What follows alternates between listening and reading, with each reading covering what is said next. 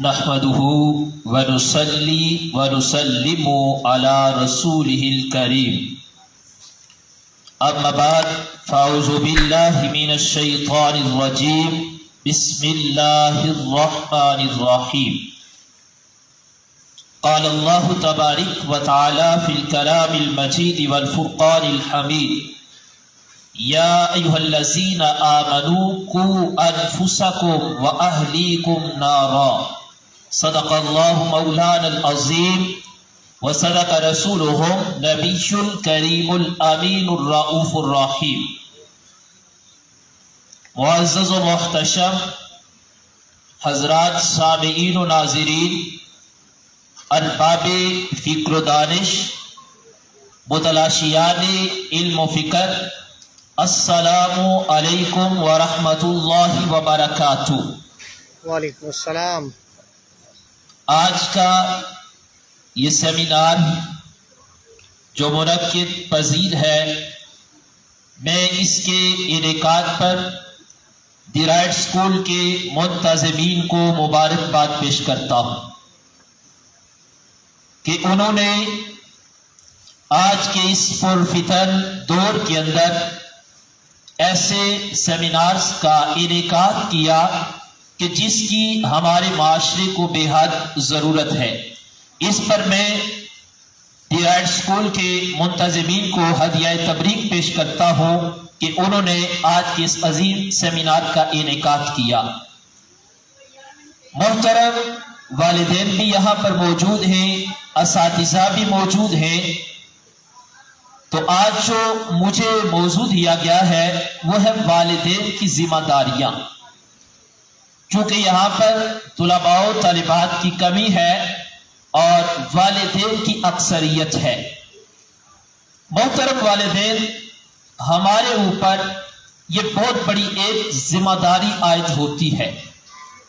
کیا کبھی ہم نے اس بات پر غور کیا کہ ہمارے اسلام نے ماں کو اتنا بلند مرتبہ کیوں دیا ہے؟ ہمارے اسلام نے باپ کو اتنا بلند مقام کیوں دیا ہے؟ آخر جنت کو اتنی سستی تو نہیں کہ اسلام نے کہا یہ جنت ماں کے قدموں تلے ہے۔ آخر یہ جنت کو اتنی سستی تو نہیں کہ اسلام نے کہا تمہارا جو باپ ہے یہ تمہاری جنت کا درمیانہ دروازہ ہے۔ جنت میں داخلے کے لیے ماں اور باپ دونوں، ان کا احترام کرنا، ان کی عزت کرنا، ان کا ادب کرنا، یہ ہمارے لیے ضروری ہے۔ آخر اگر ہم اس بات پر غور کریں کہ اس معاشرے کے اندر والدین کی کیا ذمہ داریاں ہیں، تو میں ماحول کی مناسبت سے یہ بات عرض کرتا ہوں کہ اللہ تعالیٰ نے قرآن مجید فرقان حمید کے اندر ارشاد فرمایا، یا ایھا الذین آمنو، اے ایمان والو، قوا انفسکم، تم اپنی جانوں کو بچاؤ، واہلیکم، اور صرف اپنی جان بچانا تمہارے اوپر فرض نہیں بلکہ اپنے اہل و عیال، اپنی بیوی، اپنے بچے، ان کو بھی بچاؤ۔ یا اللہ کس چیز سے ہم بچائیں؟ فرمایا نارا، تم اپنے آپ کو، اپنی جانوں کو، اپنے اہل و عیال کو جہنم کی آگ سے بچاؤ۔ محترم والدین، ہم نے تو یہ سمجھ لیا ہے بڑی معذرت کے ساتھ کہ صبح اگر بچے کو ہم اسکول میں بھیج دیتے ہیں، تقریباً 7 گھنٹے کا دورانیہ ہوتا ہے، اس کے بعد بچے نے گھر میں واپس آنا ہوتا ہے اور پھر اس کے بعد ہم اس کو اکیڈمی کی طرف بھیج دیتے ہیں۔ تقریباً 3 گھنٹے وہ اکیڈمی بچہ پڑھتا ہے، اب یہ 10 گھنٹے بن چکے ہیں۔ اس کے بعد کیا ہے کہ ہم نے سمجھ لیا کہ ہم نے اپنا فرض پورا ادا کر دیا؟ ہرگز نہیں۔ آپ نے اسکول بھیجا، آپ نے سمجھا اسکول جا رہے، 1 مہینہ گزرے گا تو ہم اس کی فیس دے دیں گے اور ہمارا حق پورا ہو جائے گا۔ اسی طرح اکیڈمی میں گیا، 1 ماہ کے بعد ہم نے وہاں پر جا کر فیس دے دی تو ہمارا حق پورا ہو گیا۔ ہرگز نہیں۔ آپ کی یہ ذمہ داری ہے کہ بچے کی صرف تعلیم آپ کی ذمہ داری نہیں بچے کی تربیت کرنا یہ والدین کی بہت بڑی ذمہ داری ہے۔ اگر یہاں پر ایک شخص تشریف لاتے ہیں اور ان کے بارے میں یہ اعلان کیا جاتا ہے کہ موصوف کے پاس PhD کی ڈگری ہے، اب جب وہ اسٹیج پر آتے ہیں اور ان کو گفتگو کرنے کا سلیقہ نہیں آ رہا ہوتا، ایک مثال دے رہا ہوں، پھر وہ جب گفتگو کرتے ہیں دوران گفتگو ان کی زبان پر نفاست نہیں ہوتی۔ نفاست بمعنی پاکیزگی ہے کہ ان کی زبان پر پاکیزگی نہیں ہوتی، ان کی گرفت نہیں ہے، وہ اپنی گفتگو کے دوران کوئی گالی گلوچ کر دیتے ہیں، کوئی لایانی گفتگو کر دیتے ہیں، تو اب ان کا جو سارے کا سارا انداز ہے اس میں ان کی تربیت نظر نہیں آتی۔ کیا آپ اس بات کو مانیں گے کہ اس شخص کے پاس PhD کی ڈگری ہے؟ کیا آپ مانیں گے اس بات کو؟ ہرگز نہیں، آپ نہیں تسلیم کریں گے۔ اور اس کے مد مقابل ایک اور شخص آتے ہیں، انہوں نے میٹرک کی ہے، اب وہ اسٹیج پر آتے، مائک پر گفتگو کرتے، ان کے گفتگو کرنے کا انداز بھی اچھا ہے، معاشرے میں لوگوں کے ساتھ ان کا اٹھنا، ان کا بیٹھنا، ان کا چلنا، ان کا پھرنا، یہ تمام چیزیں ان کے اندر تربیت ہوتی ہے، پتہ چلتا ہے یہ کوئی قابل شخص ہے۔ اب دونوں چیزیں، ایک طرف PhD کی ڈگری والا ہے، ایک طرف اس نے میٹرک کی ہے، لیکن صرف تعلیم آپ کا پتہ نہیں بتاتی، آپ کا پتہ تربیت بتاتی۔ اس لیے محترم والدین، میں آپ سے اس موقع پر یہ ضرور گزارش کروں گا کہ اپنے بچوں کی تعلیم کے ساتھ ان کی تربیت پر بھرپور توجہ دیں۔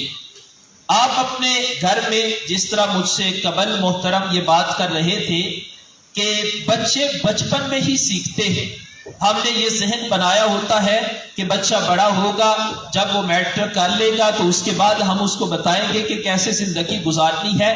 ہرگز نہیں، آپ اپنے بچے کی سوچ بچپن سے بنائیں گے، اس کی تربیت بچپن سے کریں گے، جب اس کا بچپن ہے آپ اس کو جدھر لگائیں گے وہ لگ جائے گا۔ اگر بچپن میں آپ نے اس کو آداب نہیں سکھائے، یہ نہیں بتایا بیٹا جھوٹ نہیں بولنا، اور میں نے جو تجربات سے محسوس چیز کی ہے وہ یہ ہے کہ بچے کہنے کی نسبت کرنے سے زیادہ سمجھتے ہیں۔ آپ دن میں 1000 مرتبہ لیکچر دو، بیٹا جھوٹ نہیں بولنا، لیکن آپ اگر خود جھوٹ بولتے ہیں تو آپ کی بات کبھی بھی بچے پر اثر نہیں کرے گی۔ آپ اگر اس کو کہتے ہیں بیٹا دائیں ہاتھ سے کھانا کھاؤ، مثال دے رہا ہوں، اور آپ خود بائیں سے کھا رہے ہیں، آپ کا بیٹا کبھی بھی اس بات کو تسلیم نہیں کرے گا۔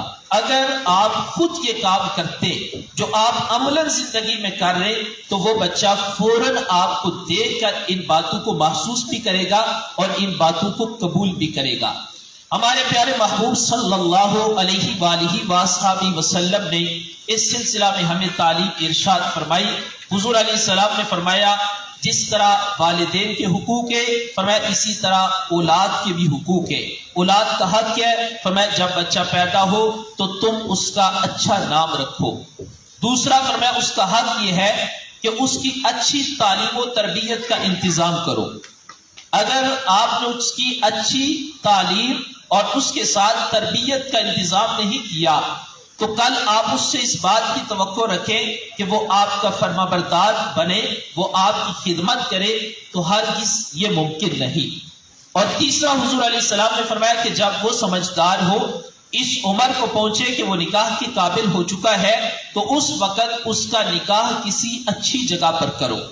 لیکن ہمارے معاشرے میں بڑی معذرت کے ساتھ ہم نے یہ تینوں حقوق اولاد سے چھین لیے ہیں۔ یہ ایک حقیقت ہے، جب پیدا ہوتا ہے تو ہم نے کبھی یہ نہیں سوچا کہ کون سا اس کا نام رکھنا ہے اور کون سا نام نہیں رکھنا۔ پہلا حق ہم نے اولاد کو نہیں دیا۔ دوسرا اس کا حق تھا تعلیم و تربیت، ہم نے تعلیم پر تو توجہ دی لیکن اس کی تربیت پر غور نہیں کیا۔ دوسرا حق بھی ہم نے اس سے چھین لیا۔ تیسرا حق تھا اس کا نکاح اچھی جگہ پر کریں، لیکن ہم نے کہا اگر اچھی جگہ پر کریں گے تو پھر زندگی میں مالی طور پر دشواریاں ہوں گی، تو ہم اچھی جگہ کو ترجیح نہ دیں بلکہ اچھے مال کو ترجیح دیں۔ تو ہم نے تیسرا حق بھی اس سے چھین لیا۔ پھر کیا ہوتا ہے؟ آخر آپ نے بڑھاپے کی عمر کو پہنچنا ہے۔ جب ہم بڑھاپے کی عمر کو پہنچتے ہیں، اولاد ہمیں ہمارے حقوق نہیں دیتی، اس کی وجہ یہ ہے کہ ہم نے بچپن میں بچوں کو ان کے حقوق نہیں دیے۔ وقت چونکہ مختصر ہے، میں اس بات کو مد نظر رکھتے ہوئے اپنی گفتگو کو اختصاراً عرض کر رہا ہوں۔ اس لیے محترم والدین، میں آپ سے یہ ضرور گزارش کروں گا کہ اپنے بچوں کی تعلیم کے ساتھ ساتھ ان کی تربیت پر غور کریں۔ آپ ضرور اس بات کی خواہش رکھیں کہ آپ کا بچہ ڈاکٹر بنے، پروفیسر بنے، انجینئر بنے، وہ کرنل بنے، وہ جنرل بنے، وہ ٹیچر بنے، سب معاشرے کے تمام وہ فیلڈ میں جائے۔ لیکن ایک میں بات آپ کو کہوں گا کہ یہ ضرور کوشش کریں آپ کا بچہ اور کچھ بنے یا نہ بنے، ایک اچھا مسلمان بننا چاہیے، ایک اچھا انسان بننا چاہیے۔ آپ کا بچہ، اس کے اندر اچھا اخلاق ہو، اس کا اچھا کردار ہو، اس کے اچھے سلیقے ہوں، کیونکہ جب بھی کوئی شخص وہ اچھا ہوتا ہے، مثال کے طور پر کوئی بچہ کامیاب ہوتا ہے، وہ آ کر اسپیچ کرتا ہے، ایک سوال اٹھتا ہے یہ کس ادارے میں پڑھا ہے، پھر سوال ہوتا ہے یہ کس کا بیٹا ہے، پھر سوال ہوتا ہے اس کا تعلق کس خاندان کے ساتھ ہے۔ تو جو اچھائی ہوتی ہے وہ بچے کی اچھائی کی وجہ سے اس کے اساتذہ کی عزت، اس کے ادارے کی عزت، اس کے والدین کی عزت اور اس کے خاندان کی عزت بن جاتی ہے۔ لیکن اگر یہی چیز نہیں بچے میں ہوگی، اس کے اندر برائیاں ہوگی، تو وہ اساتذہ بھی، ادارہ بھی، والدین بھی اور خاندان پر بھی انگلیاں اٹھائی جائیں گی۔ اس لیے اگر چاہتے ہیں کہ ہمارے بچے کامیاب ہوں، وہ ہمارا نام روشن کریں، تو اس کے لیے بچوں کی تعلیم کے ساتھ ساتھ بچوں کی تربیت پر غور کریں۔ میں ایک جملہ ضرور کہوں گا کہ اکثر یہ مجھے دیکھنے کو موقع ملتا ہے، کیونکہ یہاں پر تعداد بہت کثیر ہے اور مختلف ذہن ہوتے ہیں، ہر کوئی اپنے علیحدہ فکر کا مالک ہوتا ہے۔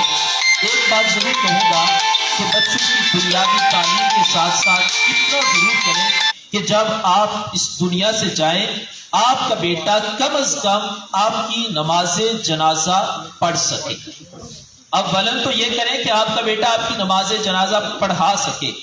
یہ کوئی ضروری نہیں کہ آپ پر فرض ہے کہ بیٹے کو عالم دین ہی بناؤ گے تو کامیاب ہوگے، یہ کوئی فرض نہیں کہ بیٹا حافظ قرآن بنے گا تو کامیاب ہوگا۔ آپ بچوں کو اسکول میں بھیجتے اور اسکولوں میں دنیاوی تعلیم کے ساتھ ساتھ دینی تعلیم کی بھی کوشش کی جا رہی ہے۔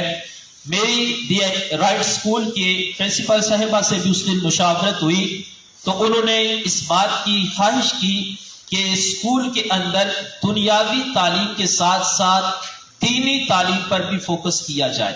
اکثر مائیں مجھے یہ بات کہتی ہیں کہ اپنی بیٹی کو ہم نے قرآن کریم حفظ کروانا ہے، تو میں انہیں یہ مشورہ دیتا ہوں کہ آپ قرآن کریم حفظ کرانے کی بجائے اپنی بچی کو قرآن کریم ترجمے کے ساتھ پڑھائیں۔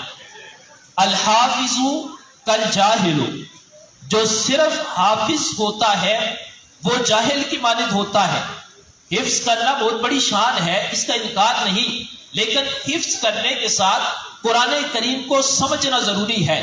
آپ پر ضروری نہیں کہ آپ قرآن کریم حفظ کروائیں، لیکن یہ ضروری ہے کہ آپ قرآن کریم ترجمہ و تفسیر کے ساتھ پڑھائیں۔ اس سے کیا ہوگا؟ اولاد کو سمجھ آئے گی کہ قرآن کریم ہمیں کیا بتاتا ہے۔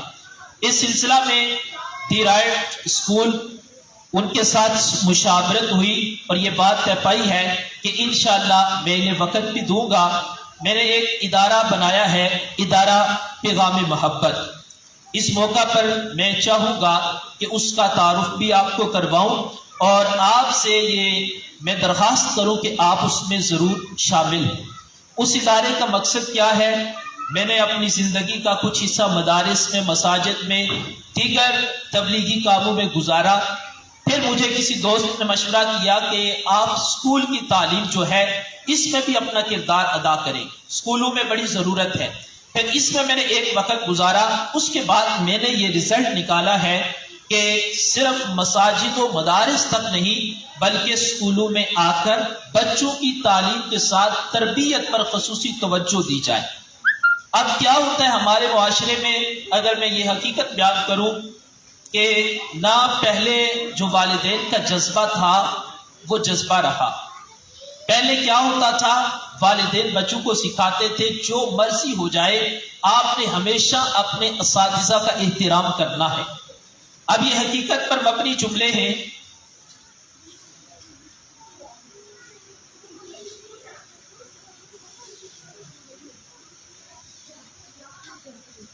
تو میں بات یہ عرض کر رہا تھا کہ اب پھر میں نے جب اس ضرورت کو محسوس کیا کہ اسکولوں کے اندر اس چیز کی ضرورت ہے، پھر کیا ہوتا ہے کہ اب اساتذہ میں، والدین میں، بچوں میں یہ سب کی ذمہ داری عائد ہوتی ہے کہ ہمارے جو بچے اسکولوں میں پڑھتے ہیں ان میں سے بچے کم از کم سٹیج پر آ کر بول سکیں. اس چیز کی بہت زیادہ معاشرے میں کمی ہے. ابھی مجھے مشن کو مل کر آگے بڑھانا ہے اور اس کو لے کر چلنا ہے. تو میں آپ سب سے یہ گزارش کروں گا کہ ہمارا جو یوٹیوب چینل ہے یا دیگر سوشل میڈیا کے جو ذرائع ہیں ان پر ادارہ پیغام محبت کام کر رہا ہے. ہماری انشاءاللہ کوشش ہے کہ اس کام کو پوری دنیا تک پھیلایا جائے، نیکی کے پیغام کو عام کیا جائے، نسل نو کی تعلیم کے ساتھ تربیت کے لیے ہر وہ قدم اٹھایا جائے کہ جس سے اس نسل کا فائدہ ہو سکے. اس کے لیے اگر آپ میں سے کوئی مشورہ دینا چاہے، کوئی اچھی تجویز دینا چاہے تو میں منتظر رہوں گا. اور آپ سب نے کوشش کرنی ہے، چونکہ مختلف اداروں کے سربراہان بھی موجود ہوں گے، اساتذہ بھی موجود ہیں اور دیگر شعبہ جات سے تعلق رکھنے والے افراد بھی یہاں پر موجود ہوں گے. میں سب کو دعوت دوں گا کہ آپ ادارہ پیغام محبت کے اس مشن میں شامل ہوں.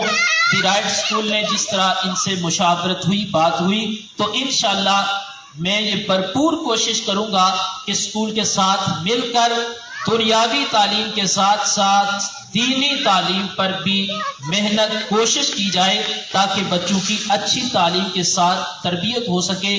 میری دعا ہے اللہ تعالیٰ اس ادارے کو دن دگنی رات چگنی ترقیاں عطا فرمائے. آپ سب کو رب ذوالجلال ہمیشہ اپنے حفظ و امان میں رکھے.